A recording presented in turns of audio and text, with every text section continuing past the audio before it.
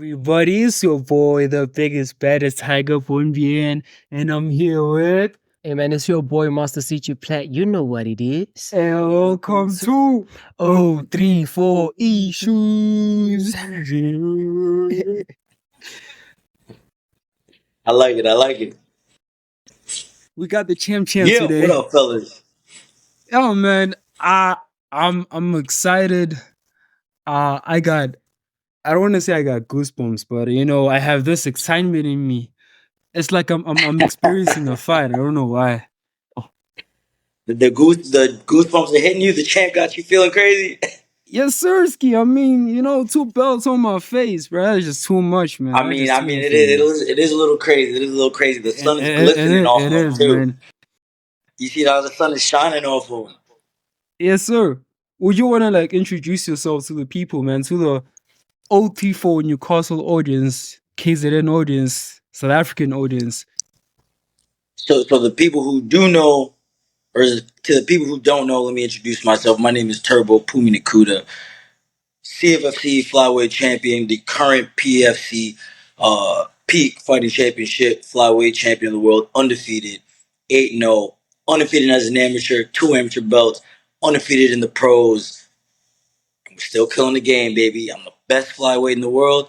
It's just a matter of time before I show it. Yes, Sirski. And I believe that, bro. I don't know. It's not even being biased, but I actually believe that. Because we've Thank watched you, brother. some of your fights, right? And is it true that you've never been taken down yet? Come on, man. Like, look, when we take these fights, it's not like I'm going in there getting beat up, getting bruised up, man. Like, I look as good as I do right now when after I get in these long, grueling fights, man. So you already know the slogan is never been hit, never been touched, never been taken down. You gotta stay pretty out there, my friend. Yes. That's crazy. It's You wanna go? crazy. It is crazy. Yeah, man. Let's quickly jump on it real quick. Definitely our people, South Africans, our fans, our viewers will definitely just want to quickly know about your cultural roots, your background as to how do you how Who is Phumi Nkuta? yeah, who yeah, facts. Yeah. Facts. And how are you connected with South Africa? Like you have the South African roots and stuff. People Yeah. So yeah, fact. I'm a Northside boy, man. Like, my Really? mom is my family's Oh yeah. from Mount Fletcher, so that's where all my family is, man. And grandparents were out there, all my cousins, my uncles, most of them are still in South Africa. I got family in Durban, family in Joburg, East London is where we always usually go when our family gets together. Um, my uncle, I want to say, yeah, my uncle's in Joburg. He's actually an ambassador. So he actually was an ambassador from SA to the States just not too long ago.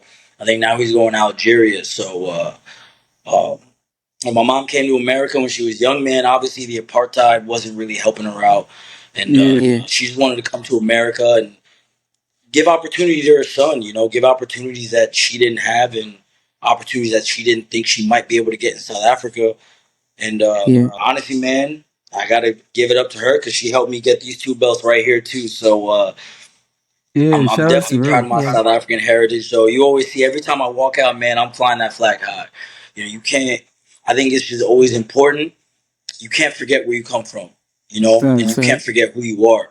So even though I'm living in the States, even though I go home often. I go home usually, every other year or so. So I do go home often.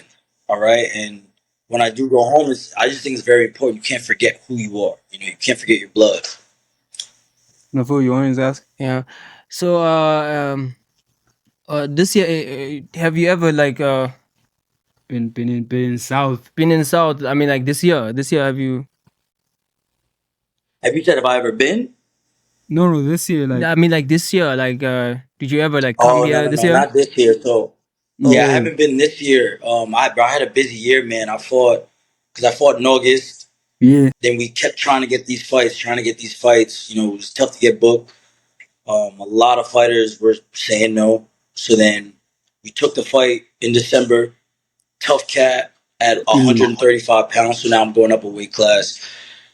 Took another fight in June after not being able to get a fight for a little bit. And look, I want to go back to SA as Mm. much as like possible. But right now, it's one of those things where I think once I get that call, you Yeah, know what I'm saying? Get that first win out of the way, then I can really take that vacation and just go and hang out in SA. Because when I go there, man, I don't want to work. I like to just see my family. I like to see my people and all that kind of stuff. So I don't want to go to South Africa with the thought of a fight possibly being in my head or anything like that. You know? I feel you. It's all about the grind. So you grinding it out right now. You know. Exactly. Exactly. Yeah, yeah. And I mean, your last fight, bro, you left a bloody mess. But trust me, probably after the next one, or as soon as I get that call from Dana, definitely Yeah, we'll link up in SA, boys. We'll link up for sure. we have to. Yeah, we have to, man. Most def. Yo, you consider yourself the best flyweight in the entire In the world. world, Yes, the sir. entire world. Which means I saw you also called out not only Kai Kara, who just fought this morning, Yeah. right? You also called out the Mighty Mouse himself. I called out who? Mighty Mouse. Oh yeah, come on, man. The ghost. The you ghost of the gotta you flyweight. gotta go for the top dog. Yeah. I mean, Crazy. a South African did go for the top dog today. So we saw Exactly. what happens. I mean, We saw I mean I want us to actually also chop it up about UFC 305. Specifically those two fights, the co-main events and the main events, you know. Obviously Okay. you kind of connected with both because obviously the main events had a South African, which is Dricus, right? And the co-main events had the flyweights, which is Yeah. your division, right? This is my division for sure. Yeah, I want to know how do you feel? How did you feel about let's start with the Kai Kara fights. His unexpected win out of Yeah. nowhere. How did you feel about that? I think it was a big night for Kai Car France. You know, being able to get that done in his I mean, in Australia, you know what I'm saying, in his neck of the woods with, you know, his other friends fighting on the card. You know, that was a fight he wasn't supposed to win. You know, I think a Facts. lot of people were counting him out. A lot of people wrote him off. You know, he's gotten finished before, and this guy Steve Erceg, man, was moving on up and moving on up and moving on up. Had the very close fight with Pantoja where he was right there and almost won the belt. So I think a lot of people, I mean, myself included, I thought Steve Erceg was actually going to walk through Kai Car France.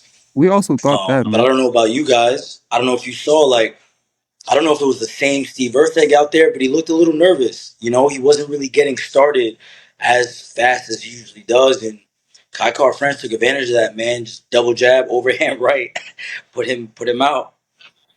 That because we watched it. I think it was around 5 a.m. right? yeah, 5 a.m. Yeah. right here. That it instantly woke us up. Like instantly, we were like, Yeah. "Oh damn, damn, that's crazy." And you want to Yeah. go for that guy? Yeah, absolutely not. I think, look, if you want to be the best in the world at something, or if you believe you are the best in the world at something, Mm. you know, you shouldn't let anybody make you think otherwise. You know what I'm saying? So I get it. Kai Car France is a scary fighter. He's got these knockouts, but at the same time, I believe I'm more technical than him. You know, I believe I have more power than he has. I believe, man, he can't strike like me. He can't wrestle like me. And if we were to get on a microphone and chirp back and forth at each other, I'm tearing him up there too. You know, and that's not a diss to Kai Car France, but man, I'm confident I got these belts for a reason. You know what I'm saying? Facts. Yeah, you give me the Noah Lyles kind of vibe. I give you what? Noah Lyles kind of attitude. Yeah. I don't know. You're giving me that energy. You know, I like that energy, man. Because I like confident No, people. but honestly though, because I feel like, you know, especially in the sport, you have two people fighting each other. So everybody thinks that when you do say something, there's some sort of beef. And, you know, I'm not that kind of guy, man. You're not gonna see me talking about somebody's mom on a press conference or, dissing somebody's family. Like, I'm not gonna pull the Kobe Covington. Yeah, respect. You Ah, know Yeah. what I'm nah, saying? that guy's a bum. Yeah, Yeah. respect. Nobody Yeah. wants to be like that. But at the same time, though, be confident. I feel like in this sport, I think it's, yes, obviously it's cool to be humble, but closed mouths don't get fed. So if you believe you're the best, shout it from the mountaintops. Yeah. Yeah, So how do you feel about the main event itself? I mean, South Africa, taking it again this taking it time. again, man. How do Yeah. you feel about that? I mean, like South Africa, and that's how we do it. Say that one more time because it was a little tough to hear you. How do you feel about the main event? I think that main event, man, I think it was a very physical fight. Like if you really know fighting and if you've ever been in a fight before or been even in training, the technique I don't think was the cleanest from both guys, but I think that's because it was a very, very physical fight. Both guys, man, like when you got a guy as strong as Dricus Du Plessis, man, like that guy gets a hold of you, it's over. You know what I'm saying? It's very tough to get up. And when you have a guy like that and you're Israel Adesanya, you might escape the first time. You might escape the second time, the third time. But each time your cardio and your conditioning is just going to get lower and lower. You're going to slow down a little bit more. Those kicks aren't going to come as fast. Those punches aren't going to be as powerful. And I think that's kind of what happened in the Israel Adesanya, man. Like, Dricus made it a very ugly fight. And Adesanya, he's very clean. He's a style bender. He moves with finesse. He moves with swag. And he just couldn't get off last night because Dricus made it so ugly. So shout out to Dricus, South African, brought that belt back home. You know what I'm saying? And an amazing fight. And he followed his game plan. A lot of people don't like him. I think he's great. I think he's very good, very physical. And right now it's looking like he's going to be champion for a long time. Yeah, Yeah, man. Yeah, facts. that's facts. Before we actually started out, right? We actually chopped it up, the core, and we talked about Israel Adesanya. I Yeah, personally think that he has had a great career. amazing He's the career. goat. He's the ghost. He has nothing else to prove. And I personally feel like he should have retired last night. You feel me? Because he He actually should. did. Yeah, he actually did say that he passed the torch to Dricus Rice. Yeah, I personally feel that maybe he has like a little vendetta or he has a little score to settle with maybe Strickland and Alex. But I yeah. personally feel like, he had a great run. That fight actually reminded me of the Adesanya versus Silva match. You remember Versus that who? fight? Silva, Anderson Silva. Oh, okay. Yeah, because that Okay. was passing off the torch. You feel me? Yeah. So I kind of felt like it was like that last night. But I don't know how you feel about my comments, or you feel like he should still be So going. I think here's the thing, right? In MMA, you are only as good as your last performance, right? For instance, you look at Steve Erstag, right? Had an amazing performance against Pantoja, was right there from winning the belt. Everybody thinks he's this amazing fighter. He's gonna come in, he's gonna beat Kai Car France. Now he loses. Now a lot of people are saying, oh, he wasn't always as great. Israel Adesanya, man, I don't think he should retire. I think he just fought a very tough fighter, and it was a close fight up until that finish, very back and forth. It wasn't completely one sided. It wasn't like Dricus got him out of there in the first minute. It wasn't like Adesanya wasn't good and wasn't moving and wasn't landing punches, but it was just a tough fight. It wasn't his night. So in this sport, it's kind of easy to say off a loss, okay, retire, hang it up. But nah, man, I don't think he should hang it up. I think he's still right there in the mix. I think the road back to that belt is going to be a little difficult because now he's going to have to win one fight, win another fight. If I'm him, I'll probably focus on those super fights, the big money fights that are just going to get you paid, that keep you a little hungry, and then maybe you knock out a couple of those, you get back to that title. But as far as hanging it up, I feel like that's it's a little too quick to make that decision for me. No, okay, I know. Fair. That's very fair. I know, cause I wouldn't want another Tony Ferguson. Yeah. But even Tony though, Tony was getting knocked out. Tony was really getting hurt. I think Israel lost a good fight, but he also lost to the champ. You know Yeah, what I'm saying? Like, he's not losing to guys who are, I don't think he's gonna lose a fight to Kevin Gastelum if he fights him. I don't think he's gonna lose to any of the other middleweights in the top 10. Maybe besides Pereira, maybe besides Sean Strickland, but it just wasn't his night, man. And sometimes that happens in the sport. facts, facts. And now for you. You wanna go? Yeah. Hey man, big shout out to you. You're also making your own waves. Yes, I'd just like to say big shout out to you. With that, and thank you. yeah, on your start of your career, like, did you have like the influence, like who influenced you to actually, like, or like, do you have like your favorites into the sport? Because this is one of Sorry, can you the say that one more time just because I couldn't hear you? Okay, cool. So I'm trying to ask here that do you have like your where you gauge like your influence, like your favorites, when you started, that MMA. motivated you, yeah, when you started MMA, you feel me? Because this is Yeah, one of the hardest sports, in the world. yeah, So like I'm absolutely. asking that, yeah. Yeah, man, no, it's the sport is very tough, very tough, very tough. And I think I'm lucky because I knew what I wanted to do when I was young.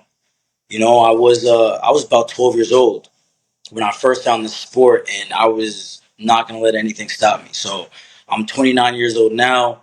I have a couple belts to show for it, and at the same time, man, I've been very blessed to somehow end up where I ended up. I train at Ray Longo's, and I'm one of Ray Longo's guys, man. At that gym, I got to train with Matt Serra. I've been part of Team Terra Longo for 10 years, almost 11 now.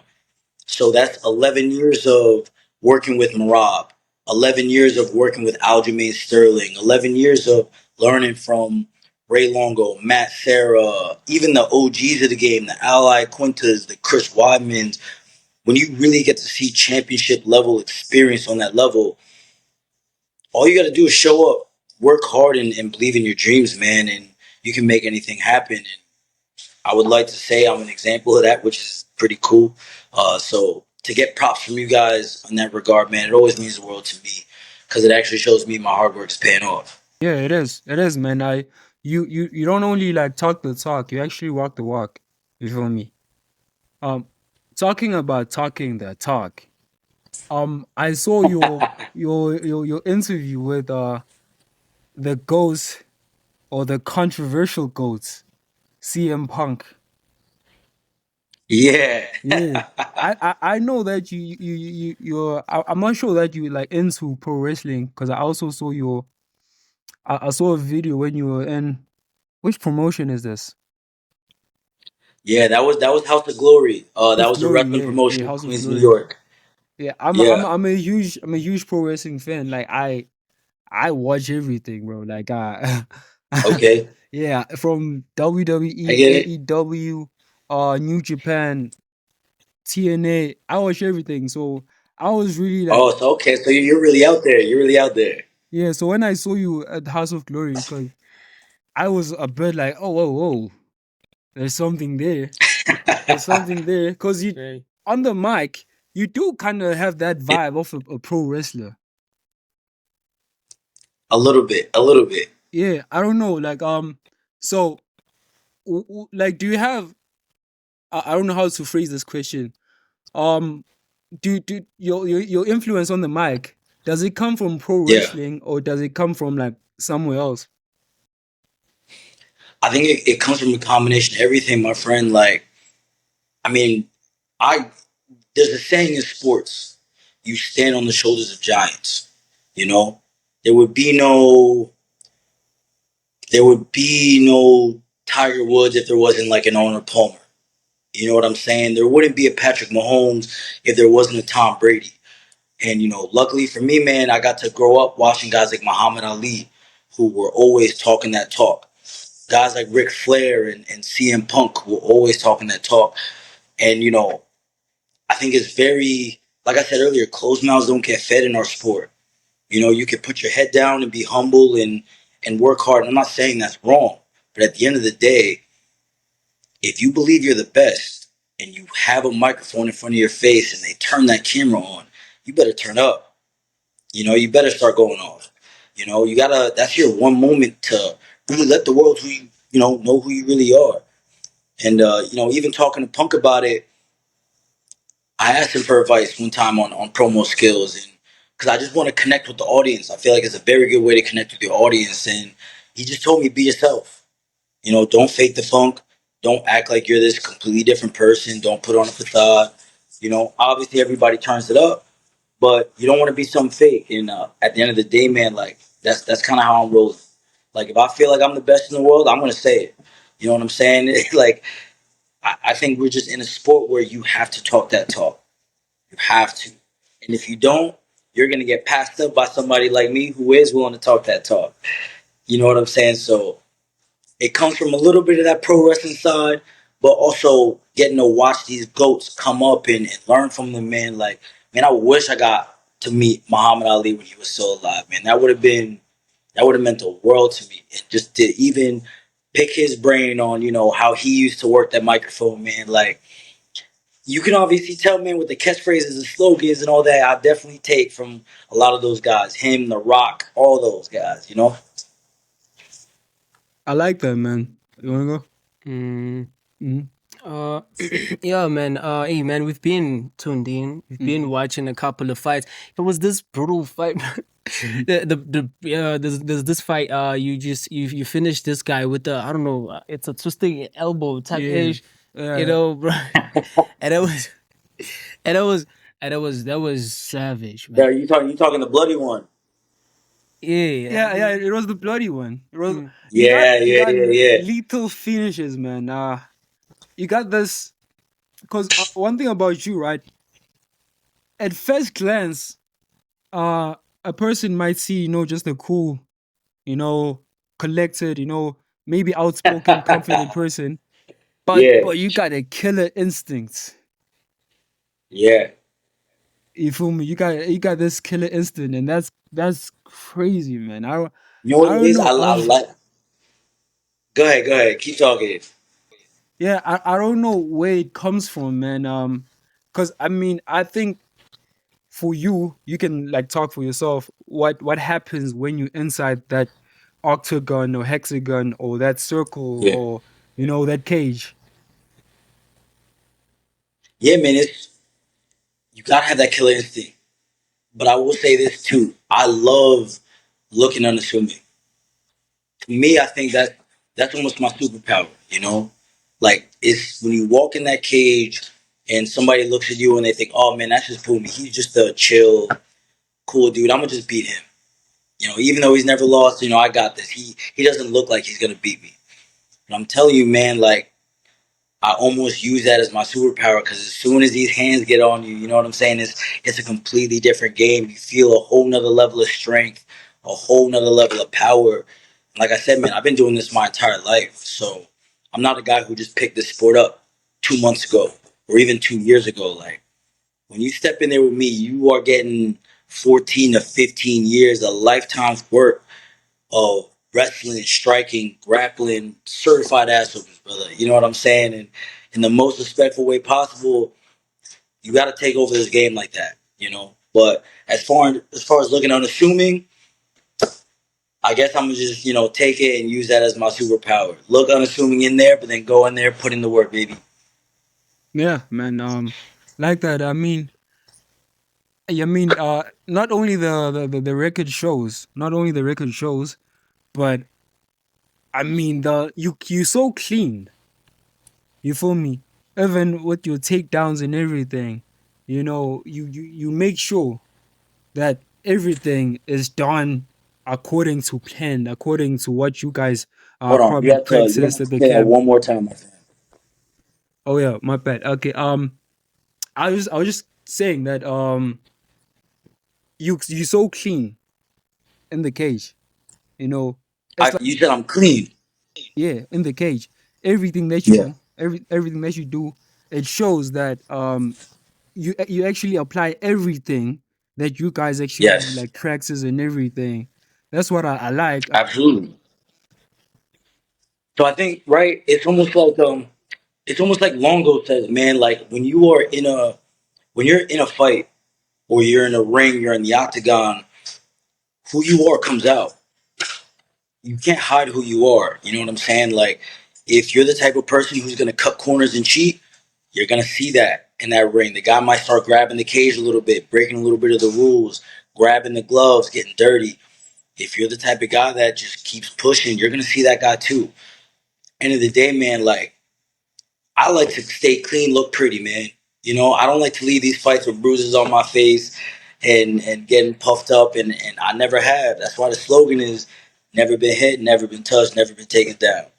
So I think it's very important, man. If you gotta wrestle, you gotta wrestle. You gotta strike, you gotta strike. End of the day, though, I'm gonna leave that ring looking as good as I did when I stepped in that ring. That's number one goal. That's the superpower. Yeah, man. Yeah, let's talk about you know, the future, right? Mhm. You know, the Yeah. legacy. You know, everybody has to have it. You feel me? I feel like I want to ask, like, what do you want to be remembered as? You know, in the world of MMA. What do I want to be remembered as? Yeah, Yeah, in the world of MMA. Ooh. That's a tough question, man, because I don't like putting value in other people's opinions about myself, you know, good or bad. I just think, especially in this sport, you're only as good as your last performance. When you're winning, everybody loves you know, and I'm blessed to have not lost. I'm blessed to have, you know, not even been close to losing, but at the same time, I've seen that happen to some people, man, where they go on these long, crazy win streaks.